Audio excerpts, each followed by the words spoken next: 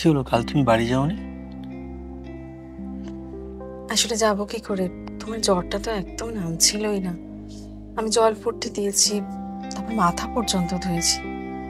কি হয়েছিল কি জানে।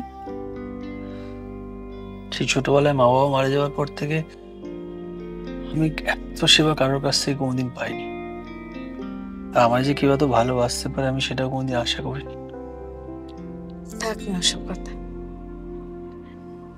তখন কেউ ছিল না তাই। এখন তো আমি এসে গেছি, সব কষ্ট তো। আচ্ছা মো, তুমি আমাকে ভয় পাও না?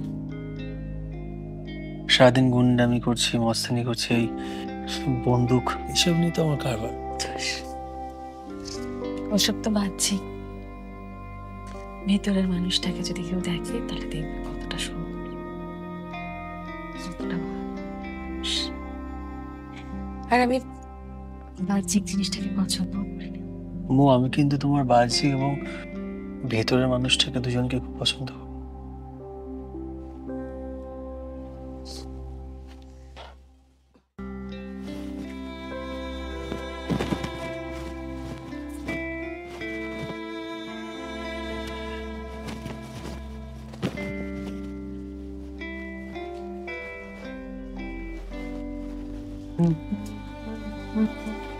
দেখি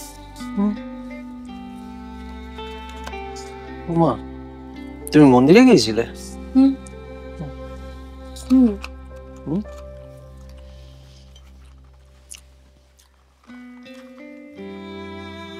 তুমি আজকে কোথাও বেরোবে না?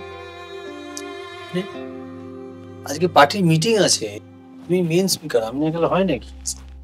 না, আমি যখন বলেছি না তো না, তুমি বুঝতে পারছো না।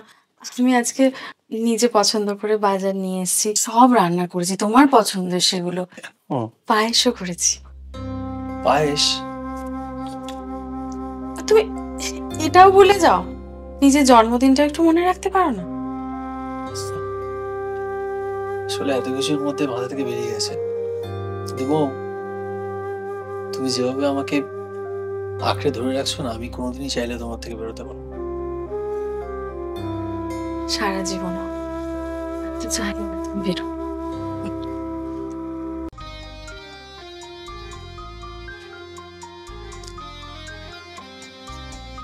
সানি, বলছি আমার অ্যাকাউন্টে এতগুলো টাকা ঢুকেছে, ওই কার টাকা কোথা থেকে এলো বুঝতে পারছি না আমি। টাকাগুলো তোমার, আমি পাঠিয়েছি। আমার আমার টাকা? আর এই গয়নাগুলো তোমার। এটা কি, আমায় এসব কেন? মো, তুমি খুব ভালো করে জানো যে আমি যা কাজ করি তাতে আমার বেঁচে থাকার কোনো গ্যারেন্টি নেই। কালকে আমার যদি কিছু হয়ে যায়, এই জিনিসগুলো তোমার বাকি জীবনটা কাজে লাগবে। এসব বলতে নেই, কিন্তু আমাদের সম্পর্কে তো কোনো নামই নেই। সেটা একটা কিছু ভেবেছি।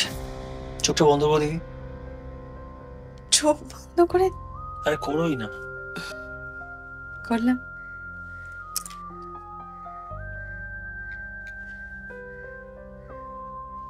কি করবে? একটু ওয়েট করো। দেখো দেখো,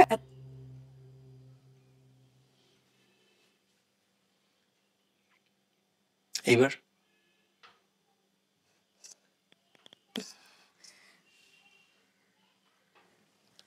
খুশি তো? কোনোদিন তুমি ছেড়ে যাবে না। এই প্রাণ থাকতে তো নয়, কথা দিলাম।